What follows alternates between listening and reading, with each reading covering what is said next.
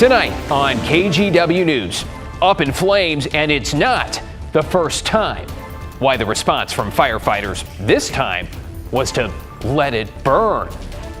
Plus, I demand that they help us and they follow through with what they said. residents refuse to leave an apartment complex slated for demolition. Why they say they're not getting the help they were promised. And it's the construction project that will delay max commutes for weeks. What you need to know to plan ahead. And later, That's so cool, Aiden. Yeah, I can see them right now. seeing snowflakes for the very first time. So it felt really nice to have something kind of magical happen. The groundbreaking treatment that helped a teenager find a little more joy and clarity. Good evening, and we begin with tenants forced out to make way for new affordable apartments. Thanks for joining us. I'm David Mulco. In this particular Southeast Portland complex, nearly everybody is left, save at least a few residents who say they are struggling to find other options. Alma McCarty is here, and Alma, time is essentially up, so what now? Well, David, the nonprofit running the complex insists that it's worked with the tenants here to find another affordable place, but the few remaining residents that I spoke with say that hasn't been their experience, and they're fearful they could end up in worse housing or with no housing at all.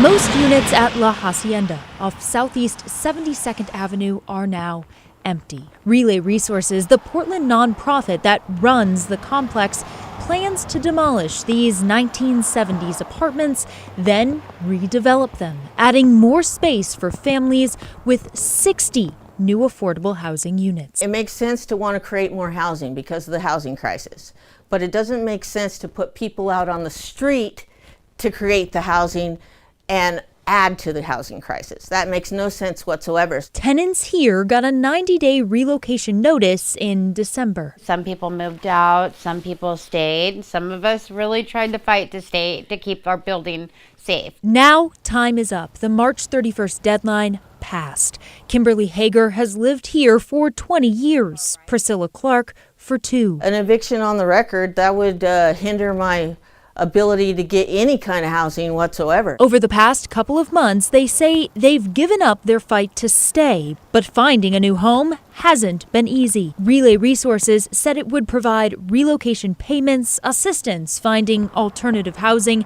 and moving services. Tenants got the payments up to $4,500 for a 3-bedroom, but Hager and Clark say they require extra support. Hager explains she had a stroke 5 months ago. Clark says she's had a series of debilitating health problems. Just want them to live up to what they said they would do, help us to relocate, because, I mean, where else am I going to go? Where are we going to go? A spokesperson for the nonprofit said they've tried to make contact with everyone to discuss options, from calls and emails to knocks at the door. But they said some still haven't responded. Both Hager and Clark say they're still waiting to get that assistance before it's too late. We packed up. I'm living out a box. I don't even know where all my stuff is, you know? Yeah, you're ready to go. I'm ready to go. We are all ready to go. We just need the help that they promised us. In a note to remaining tenants, the nonprofit wrote, quote, although Relay Resources is not waiving its right to pursue legal action to have the few remaining residents move, we are hopeful that the remaining residents will engage with us to let us assist them in finding new homes, just like most of their neighbors at La Hacienda. And at this point, it seems like it's a bit of a communication issue, so let's hope this gets resolved as soon as possible. Thank you, Alma. Let's get you caught up on tonight's other headlines now. In Portland, the police team charged with stopping gun violence just announced a big bust. They say they found all of these firearms, plus ammunition, plus body armor, and arrested 2 teenagers, 16 and 19 years old. Officers say they believe the teens are connected to a shooting on Southeast 9th Street back in February. Several cars were hit at the time, but nobody was hurt. Both teens are now charged with attempted murder. In Northeast Portland, investigators are working to determine what caused an abandoned building to go up in flames. Fire crews say they let the old Elks Lodge burn this morning since it was set to be demolished. They add the spot off Northeast 99th and Irving is one they are very familiar with because it's caught fire before. One firefighter telling us he's personally been at that scene 7 times. The building closed back in 2015. In the fight to stop street racing, the Oregon Senate has passed a bill that would raise maximum penalties for people found guilty of organizing those events. Now, if it becomes law, a first offense could result in almost a year in prison and more than $6,000 in fines, or both. It would also allow law enforcement to seize street racers' vehicles. That bill now heads to the House. And we now know a second person was found dead following a shooting last night in Northeast Portland's Woodlawn neighborhood. This was breaking news last night at 11. Police found the bodies of a man and woman along Lombard Street there. No word on any suspects. Well, 4 break-ins in a year. That is the reality for the manager of a Northwest Portland bike shop, tired of dealing with the theft and cleaning up from the vandalism that has cost thousands upon thousands of dollars. Brian Clerkley explains how the shop is now shelling out even more to try to keep the burglars out.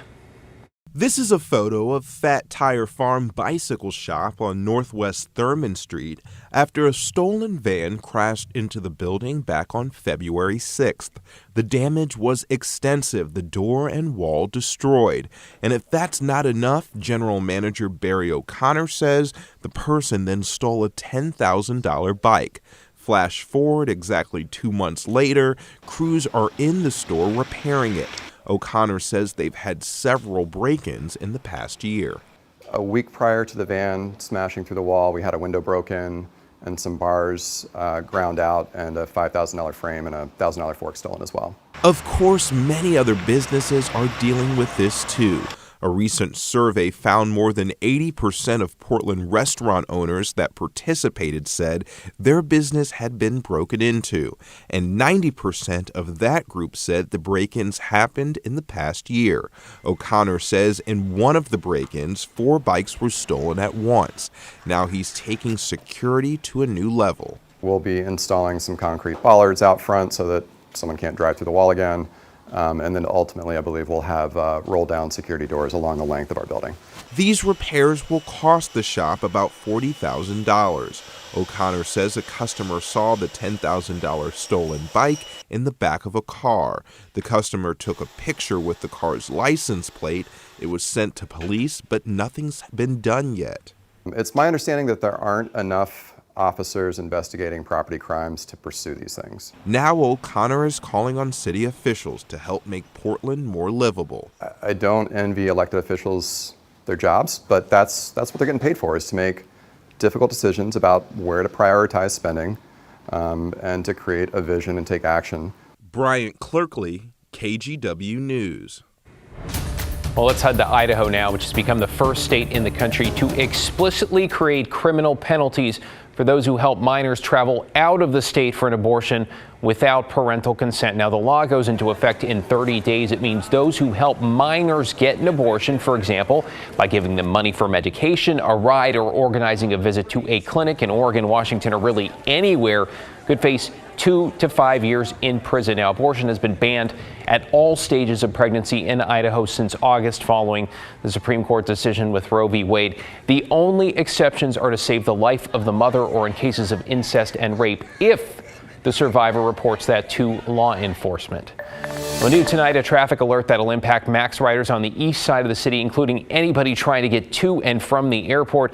Beginning April 16th, that is a week from this Sunday, MAX blue, green, and red line services will be severely disrupted for 3 weeks. No, we're not making it up. 3 weeks. Let's give you a look. The dotted line between Northeast 7th and the Gateway Transit Center, right in the middle of your screen.